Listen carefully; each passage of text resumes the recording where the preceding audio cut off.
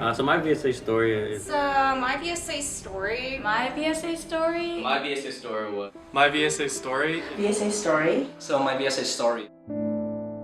one of my most memorable moments with CP I'm gonna go back to Turkey Bowl. That's how I started my journey here. Just helping College Park winning like their very first like Turkey Bowl championship in 2012. That was like pretty amazing to me because at that time I was like graduating and like I was like interim vice president.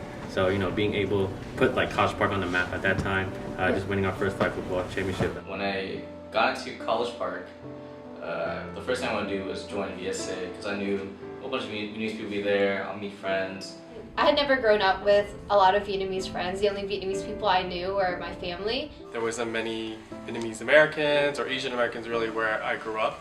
So when I was on campus, there was a lot of diversity and I really wanted to get to know my roots, get to know people like me. First day of Fest, I walked right over to the BSA table very awkwardly and I was like, hello, what do you guys have coming up? And they were super nice and everything. And I was like, really, it was just like really nice to have someone to like really reach out to you, not because they felt like they had to. I wanted to find a community when I started college, and I didn't dorm, so that's why it was especially scary for me. But eventually, I finally went to my first GBM. Even though I didn't know anyone, they all like came up to me and said, hey, we're gonna go eat pho, do you wanna come with us? And like, it felt like I was like really already a part of VSA, or I was really familiar with them. Like, it didn't feel like unnatural or awkward when I hung out with them, even though I'm super shy and it's hard to open up. I may be like this like whole like Bravo guy, but before I even joined VSA, I was like this really shy, timid guy. And a lot of us going through teenage phase or identity crisis. You try to find out who you are. Who am I? Right?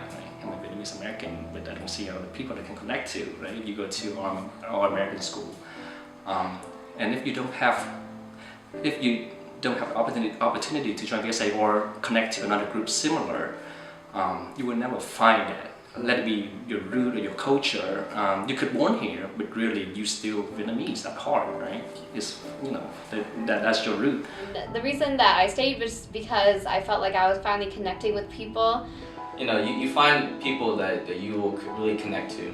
I was really lucky to have like so many friends in BSA who were always so supportive of me and believed in me. I started meeting people that I really liked, and friends who you can have a good time with, but also share about the deeper things in life. I pretty much spent a lot of time doing dance, and I brought Michael Chendon, who is right now the current secretary.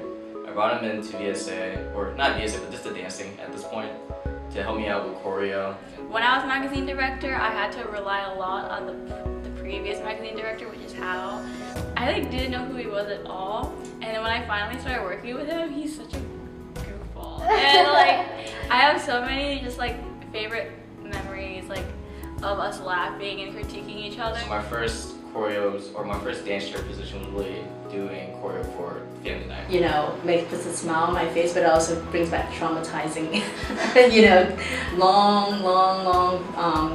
long days and sometimes into the nights of practicing for family nights. My senior year, it was our 30th annual family night, so it was a big deal.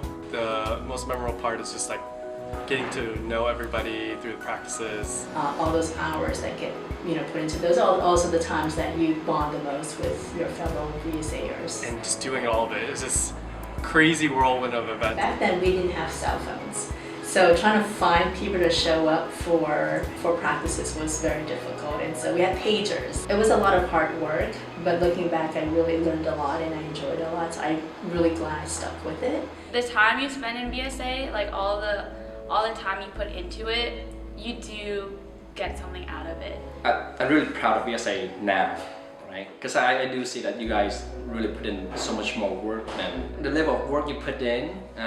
Sometimes you feel like, oh, I don't know if it's gonna be recognized, but trust me, people see it. Don't just watch a show, but get involved in the show because you learn a lot from it. I was scared at first, but it takes that ambition and you guys just gotta be brave and just do it. It's a very great experience. Things that you don't realize that you're improving on while it's happening to you, but looking back, you're just like, wow, you know, if I had never joined VSA, I would never have known how to do all these things. And the things I was doing, I can look back on and be proud of myself. If you really, really like truly believe it, I feel like, you know, you can inspire someone that like you will never know that you can inspire.